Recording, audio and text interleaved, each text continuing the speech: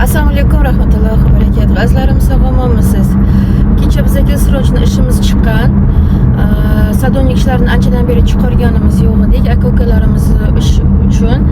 Lekin kechada srochniy ish bo'lgani uchun murojaat qilyapman. Ko'p hollarda biz ishimizni o'zimiz bilan shartnoma qilgan insonlarga beramiz. Lekin men anchadan beri yoshi katta akalardan nima olmaganim uchun, zaifga olmaganim uchun bemalol buni chiqarishim mumkin deb o'yladim. Chunki kechagi olgan zaifkamiz 65 yoshgacha bo'lgan aka-ukalarimizni bemalol qo'yishimiz mumkin bo'ladi. Birinchi ishimiz sadovnik kerak bizga. Bu Odintsovskiy rayonda. Dokument albatta bo'lishi shart.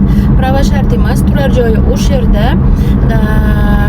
Uzoq vaqt ishlaydigan erkak kishi kerak. Ularning oyliklari 100 mingdan boshlanadi.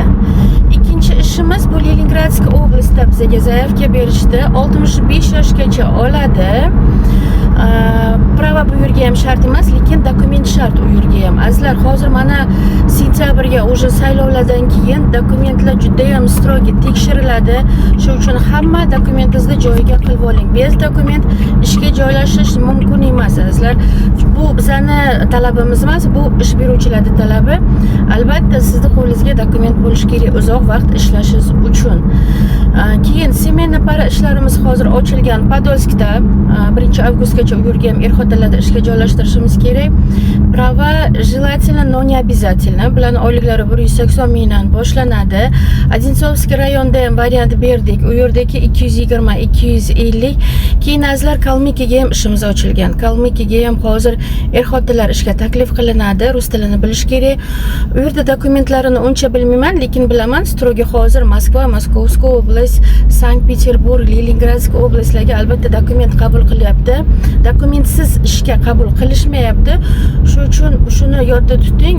Dokumentingizni joyiga qilib uzoq vaqt ishlashingiz imkoniyati bo'ladi, azizlar. U egalari ham shuni xohlashadi.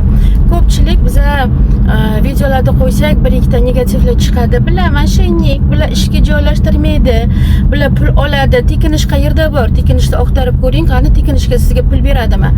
Sadaf kompaniyasi pulini oladi, lekin ishiga ham javob beradi. Hech qachon o'zi ko'rmagan, bilmagan odamni ishga yuborib, uni o'z holiga qo'yib qo'ymaydi. Albatta ofisga chaqiradi, suhbat o'tkazadi, suhbatdan o'tganingizdan keyin to'lov qilasiz. Azizlar, bizning ishlarimiz bo'yicha 8977 967 77 97 telefon raqamiga o'zingiz haqingizda ma'lumot tashlang. Qayerdasiz? Yoshingiz nechida? Ma'lumotingiz qanaqa? Dokumentlaringiz qanaqa? Max bor, Telegram, imo bor. Hammasiga bemalol o'z haqingizda murojaat qilishingiz mumkin. Azizlar, faqat iltimos sizlardan. O'zbekiston yoki Qirg'iziston, Tojikistonda turganlar murojaat qilmang. Biz ishga chaqirmaymiz. Buni oldindan oxir ham sizlarga aytyapmiz. Hech qachon bizga Rossiyaga keling, ishga joylashtiraman deb va'da bermaymiz. Bizning ochilgan ishlarimiz Rossiya territoriyasiga dokumentlar bilan yurganlar uchun. Biz ishimizga chaqiramiz, albatta ofisga, mana ofisimiz metro Sholkskiga joylashgan. Ko'pchilik mana bu biza chaqirganimizdan keyin Sholkskiy торговый centrga kelishadi. Azizlar, bu yerga emas bizning ofisimizning manzili.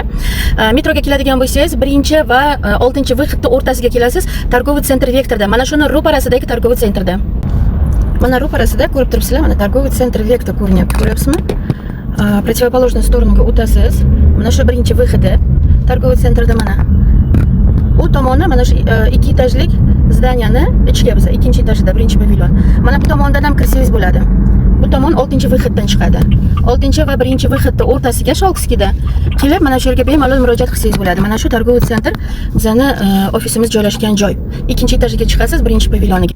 Manzilimizga ham yetib keldik. Shu uchun azizlar, sizga ish kerak bo'lsa, albatta bizga murojaat qiling. 8977 967 77 97 telefon raqamlariga o'zingiz haqingizda ma'lumot yozing. Agar telefonga javob berishmasa, telefonga tusha olmasa, negativni gapirib, bular mashinning telefonga javob bermaydi, aldaydi, so'ldaydi.